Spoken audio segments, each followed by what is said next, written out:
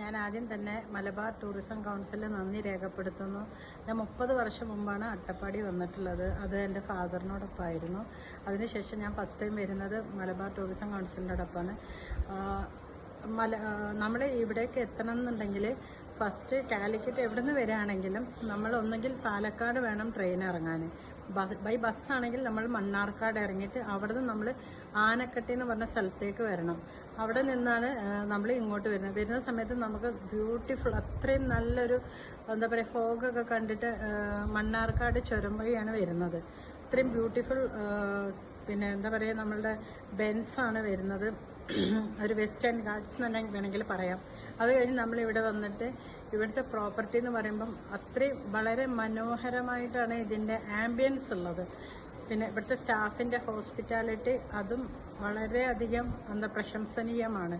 പിന്നെ വരുന്ന വെച്ചാൽ റൂംസ് എല്ലാം നമുക്ക് ബഡ്ജറ്റ് ഫ്രണ്ട്ലി ആണ്. ഐഫൈ വേണമെങ്കിൽ ആ ടൈപ്പ് ഉണ്ട്. പിന്നെ സ്വിമ്മിംഗ് പൂള്, പിന്നെ സ്പോർട്സിന് വേണം ആക്ടിവിറ്റീസ് ഏരിയ എന്ന് പറഞ്ഞിട്ട് വേറെ ഒരു ഭാഗം തന്നെ ഉണ്ട്. ഫുഡ് എന്ന് പറഞ്ഞാൽ വെജിറ്റേറിയൻ ഫുഡ്സാണ്. പിന്നെ ഇവിടെ പ്ലാസ്റ്റിക് അലൗഡ് അല്ല, അതേപോലെ തന്നെ ആൽക്കഹോളും അലൗഡ് അല്ല. പിന്നെ നമ്മൾ ഒരു എന്താ പറയുക, ഒരു ഫോറസ്റ്റിൻ്റെ ഒരു ബാക്ക് വശമായിട്ടാണ് ഈ പ്രോപ്പർട്ടി വരുന്നത്. നമുക്ക് നമ്മുടെ റൂമിൽ ഇരുന്ന് കഴിഞ്ഞാൽ മയിലിനെയൊക്കെ കാണാൻ പറ്റും. അങ്ങനെ കുറച്ച്, പിന്നെ ബേഡ്സ് എല്ലാം അത്രയും എന്താ പറയുക, നല്ല മനോഹരമായിട്ടാണ് എല്ലാം ഇതിൻ്റെ സറൗണ്ടിങ്സ് ചെയ്ത് വെച്ചിരിക്കുന്നത്.